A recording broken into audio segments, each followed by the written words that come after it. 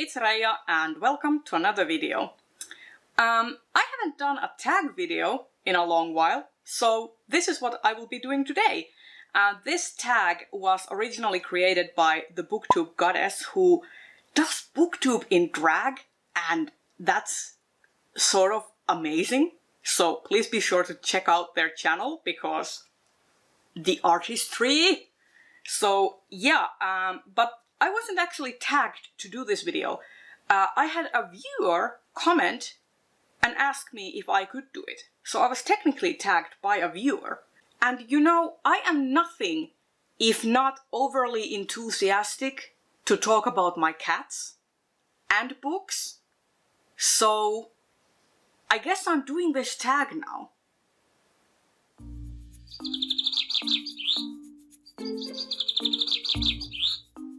I haven't actually prepared any answers beforehand, so this is gonna be completely off the cuff and spontaneous, so hope you like that. So let's get started. Catnip, an addictive book or series that you devour in one sitting. Okay, for this there is only one clear answer. That is the Raksura book series, the Books of the Raksura by Martha Wells, because I have been binging that book series. I just recently got the last two books from that series from the library, and I kid you not, I have been reading them back to back because I just need to know what happens. And that has just been a series that has consistently brought me joy and excitement. And I wish more people read it so I could ramble and talk and gush about my murderous lizard babies without anyone else thinking that I'm super weird about it. So please, if murderous shape-shifting lizard babies interest you, consider reading Books of the Raksura, because it's good. Litterbox, a book so stinky you want to bury it in the sand. Okay, well, I swore I wasn't going to talk about Crow Girl ever again, but I'm going to talk about Crow Girl by Erik Axel Sund, a Norwegian writing duo, or are they Swedish? Anyway, it's a Nordic noir book trilogy. I only could stomach the first one. It was the most stinking pile of garbage I have ever read in my entire life, and I can't even have that book in my presence anymore because I just hated it so vehemently.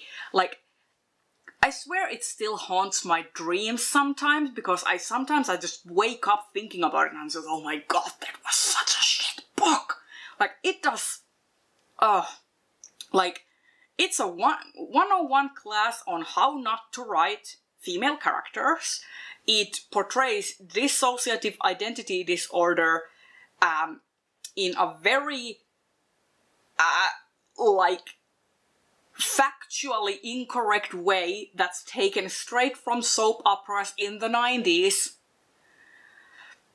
It's just so bad. I can't in good conscience recommend it to anyone. I just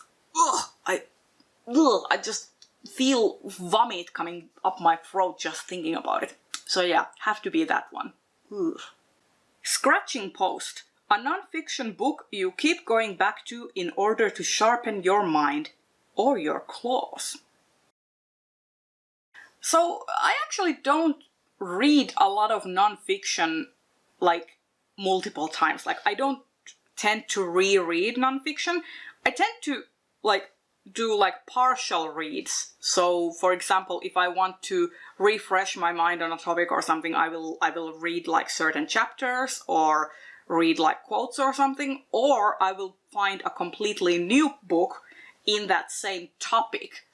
But I would have to say that if I'm ever going to go back to a non-fiction book to really reread it to gain something more out of it, I would probably think that it would be the Dark Fantastic, which I read in, I think, March or February, because I feel like media analysis is such an interesting topic to me, and I would probably go back to that book to do some further notes and maybe watch some more of the media that it analyzes to get more out of it. So yeah, that comes to mind. Mouse. A short book or short story that you like to play with and then devour.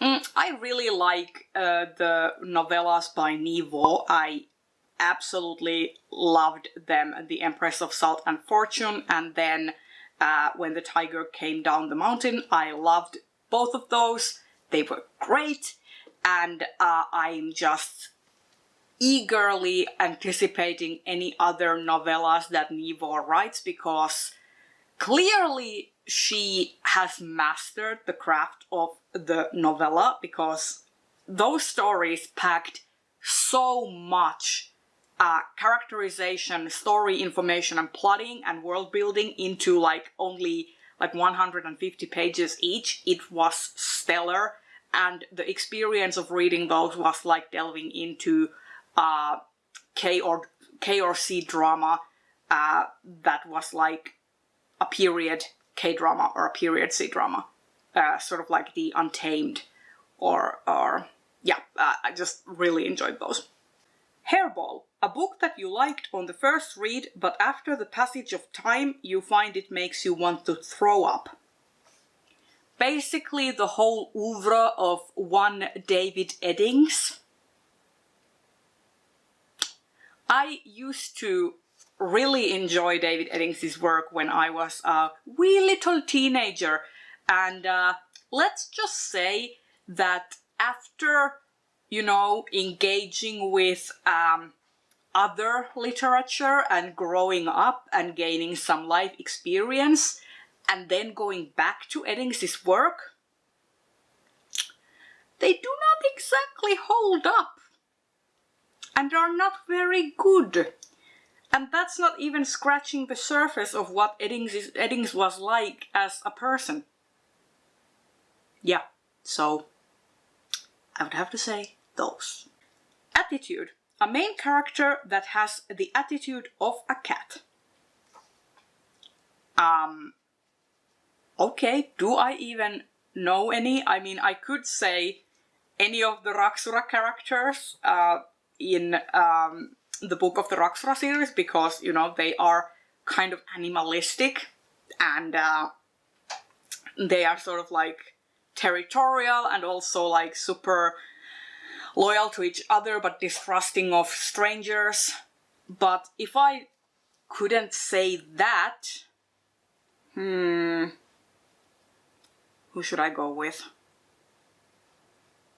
I mean,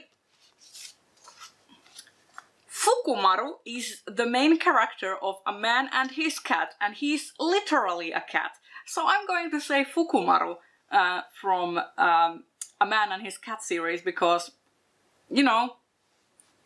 he is an actual cat. So he behaves like one. Perfect. A book or series that is so perfect that you can't find any flaws at all.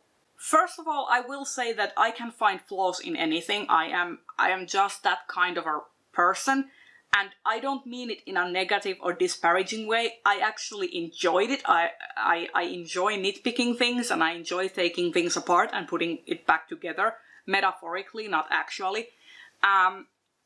So I would say that for the most part, one of the most perfect series from start to finish that I've read was the Broken Earth trilogy, actually. I could not fault it for anything. It is a masterpiece, and I highly enjoy it. Another one would probably be A Song of Ice and Fire, but with a caveat. I can recognize that it has flaws, but I also think that some of those flaws are intentional and are actually used for commentary. But there's a caveat with that one. My main answer would be the Broken Earth trilogy, because I can't actually discern any flaws in it. And of course, if we're gonna talk about a truly flawless work, the Riverside books. You thought I wasn't going to mention Swords Point in this video? You were wrong. Hiss! Your favorite horror or scary book? My answer for this one is actually the oeuvre of Junji Ito, especially Uzumaki. Uzumaki is my favorite work by Junji Ito, followed closely by Tomie. And Junji Ito just has such a personal and original vision when it comes to horror. And it's unlike anything I have ever read from anything else, and it's very unsettling, and I love it. It's gross, it's spooky, and it's gory. And I just really love the fact that it is so visual. Like, visual horror I find more appealing than reading a horror book. I find that most horror books tend to make me super anxious, but Junji Ito, I just love his work so much. 9 Lives, a series or author you liked, then was dead to you, but then you liked again. I don't actually probably have an answer for this, because I don't remember a single thing, or a single author, or a single series that I've had that experience with. I'm even thinking about manga. Have I had any experiences like that with manga? But I can't think of any. Usually if a series really upsets me at some point, I will just DNF it. So, unfortunately, as of right now, I don't have an answer for this question. And there you have it. Those were all of my answers to Meowing About Books tag. And I am actually going to tag some people. I am going to tag some cat lovers and cat owners. First of all, I will tag Jenna from Bibliofilth. Then I'm going to tag Justine from I Should Read That. I'm going to tag Lucy from Lucy Reads. I'm going to tag Angela from Literature Science Alliance. And finally, I'm going to tag Ola from A Reading Witch. You are all tagged, and don't feel any pressure to do this. Just if you want to, then feel free to do it. But I'm interested to see all your answers. Please leave me a cat emoji down in the comments so I know that you were here, and I will see you in another video very soon. Bye bye!